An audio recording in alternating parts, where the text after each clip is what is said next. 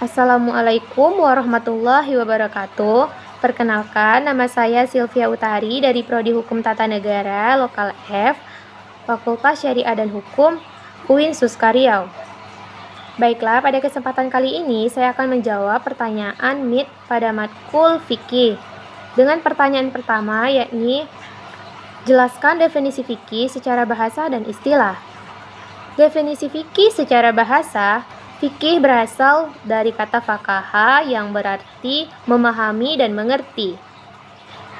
Pemahaman yang dimaksud di sini yaitu pemahaman tentang dalil-dalil terperinci yang diperoleh dari Al-Quran dan hadis.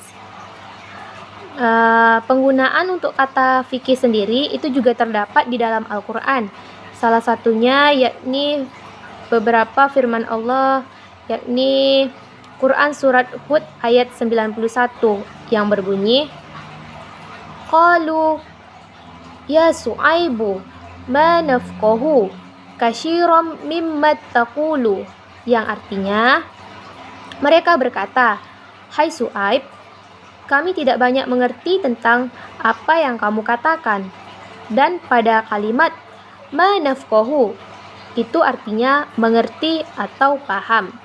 Dan inilah definisi fikih menurut bahasa. Selanjutnya, definisi fikih menurut istilah yang dikemukakan oleh Al-Jurjani, yakni seorang ahli bahasa Arab. Beliau mengemukakan yang artinya fikih adalah himpunan hukum syara tentang perbuatan manusia atau amaliyah yang diambil dari dalil-dalil terperinci. Hukum syara yang dimaksudkan adalah segala perbuatan diberi hukumannya sendiri dan diambil dari syariat-syariat yang dibawa oleh Nabi Muhammad SAW. Adapun kata amali dalam definisi itu dimaksud sebagai penjelasan bahwa yang menjadi lapangan pengkajian ilmu ini hanya yang berkaitan dengan perbuatan amaliyah atau amaliyah mukallaf dan tidak termasuk keyakinan atau akidah dari mukallaf itu. Sedangkan yang dimaksud dengan dalil-dalil terperinci atau al-tafsili adalah dalil yang terdapat dalam nas. Nas adalah wahyu Allah atau teks yang terdapat di dalam Al-Quran, di mana satu persatunya menunjuk pada satu hukum tertentu. Sebagai perbandingan, fikih menurut istilah yang dikemukakan oleh Al-Kasani, beliau mendefinisikan fikih sebagai ilmu halal dan haram, ilmu syariat dan hukum. Pengertian ini menggambarkan secara sederhana bidang pengkajian ilmu fikih. Dan sementara itu, fikih menurut istilah yang dikemukakan oleh Abu Hanifah, yakni salah satu dari 4 imam mazhab, beliau mendefinisikan fikih sebagai pengetahuan dini tentang apa yang menjadi hak dan kewajiban. Jadi, ketika seseorang dapat mengenal hak dan kewajibannya secara syariat, maka berdasarkan definisi ini yang disampaikan oleh Abu Hanifah, maka seseorang ini telah belajar tentang apa itu fikih. Selanjutnya yaitu objek kajian ilmu fikih. Yang menjadi objek kajian ilmu fikih yaitu segala perbuatan, segala tindakan, segala tingkah laku mukallaf. Mukallaf yaitu orang muslim yang mampu dibebani hukum karena sudah balik, berakal dan tidak gila dari segi hukum, termasuk hukum-hukum yang mensifati perbuatan para mukallaf seperti wajib, sunnah, makruh, mubah, sah, batal, ada, qada, dan sebagainya. Seseorang ahli fikih membahas tentang bagaimana seseorang mukallaf melaksanakan sholat, puasa, haji, dan sebagainya yang berkaitan dengan fikih. fikih ibadah. Bagaimana melaksanakan kewajiban rumah tangga, apa yang harus dilakukan anggota terhadap orang yang sudah meninggal, dan sebagaimananya yang berkaitan dengan hukum-hukum keluarga lainnya. Selain itu juga membahas tentang bagaimana cara melakukan muamalah dalam arti sempit hukum perdata seperti jual beli, sewa menyewa, pinjam meminjam, dan sebagainya. Dan fikih ini juga dijelaskan hukum-hukum bagi yang di dalam fikih ini juga dijelaskan hukum-hukum bagi yang melanggar suatu kewajiban yang tidak dilaksanakan oleh mukallaf. Selanjutnya yang dibahas dalam objek fikih adalah menyangkut tentang kelembagaan yang menjadi tempat seorang mukallaf mengadukan perkaranya apabila ia merasa dirugikan atau merasa tidak adil.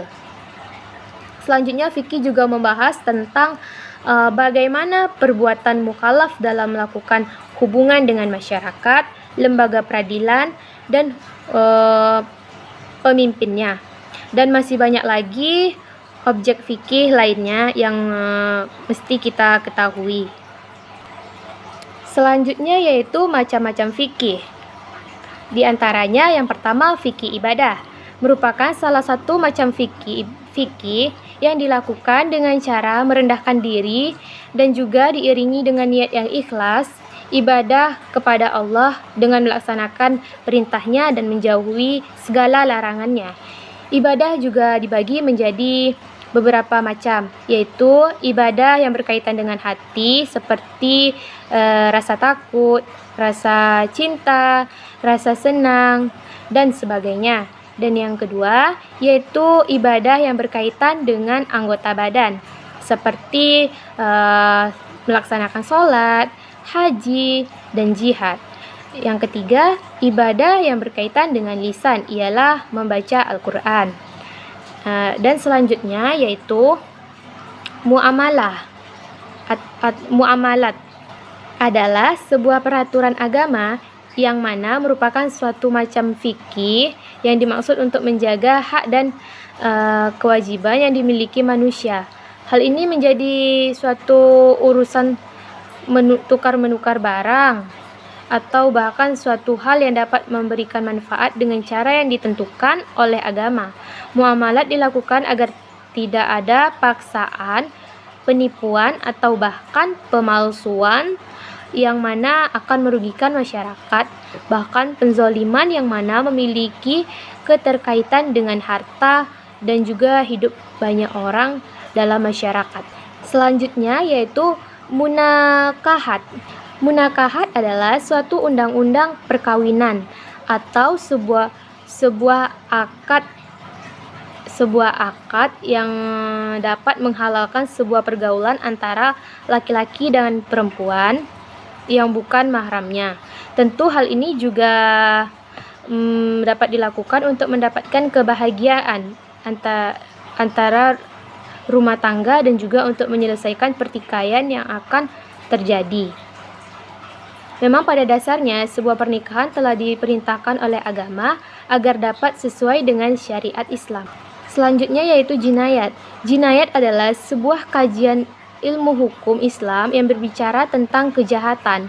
Hukum jinayat disebut juga dengan hukum pidana dan merupakan salah satu perbuatan yang dilarang oleh agama. Karena hal ini sangat penting agar dapat menjaga umat manusia selalu dalam jalan yang benar. Imam Abu Ishaq Asy-Syirazi menerangkan sebagai berikut, yang artinya fikih ialah pengetahuan tentang hukum-hukum syariat melalui metode jihad.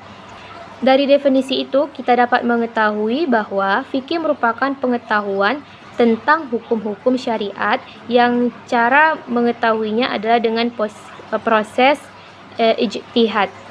Dan ijtihad sendiri secara bahasa memiliki pengertian mencurahkan pikiran dengan bersungguh-sungguh Secara terminologis, ijtihad merupakan mencurahkan semua kemampuan dengan mencari isyarat dengan menggunakan metode tertentu. Ijtihad memiliki fungsi penting dalam menentukan atau dalam penetapan hukum Islam. Macam-macam ijtihad dan pengertiannya yaitu yang pertama, ijma adalah suatu kesepakatan para ulama dalam menetapkan hukum agama Islam berdasarkan Al-Quran dan hadis dalam suatu perkara yang terjadi. Dan hasil dari kesepakatan para ulama tersebut berupa fatwa yang dilaksanakan oleh umat Islam. Yang kedua yaitu qiyas adalah penetapan suatu hukum dan perkara yang baru yang belum ada pada masa sebelumnya, namun memiliki kesamaan dalam sebab, manfaat, bahaya dan berbagai aspek dan perkara terdahulu sehingga dihukumi sama. Dan yang ketiga, maslahah mursalah adalah suatu cara penetapan hukum berdasarkan pada pertimbangan manfaat dan kegunaannya. Yang keempat, sudut dzariyah adalah suatu pemutusan hukum atas hal yang mubah, makruh atau haram demi kepentingan umat. Yang kelima, istishab adalah suatu penetapan suatu hukum atau aturan hingga ada alasan tepat untuk mengubah ketetapan tersebut. Dan yang keenam, urf adalah merupakan istilah Islam yang dimaknai sebagai adat kebiasaan. Para ulama fikih sepakat bahwa urf yang sah ialah tidak bertentangan dengan Al-Quran dan hadis. Dan yang ketujuh, istihsan adalah suatu tindakan meninggalkan suatu hukum kepada hukum lainnya karena adanya dalil syara' yang mengharuskannya. Dan salah satu contoh ijtihad adalah tentang penentuan 1 Syawal. Di sini para ulama berkumpul untuk berdiskusi, mengeluarkan argumen masing-masing untuk menentukan 1 Syawal. Dan itulah yang dapat saya sampaikan pada materi pertanyaan pertama ini. Wassalamualaikum warahmatullahi wabarakatuh.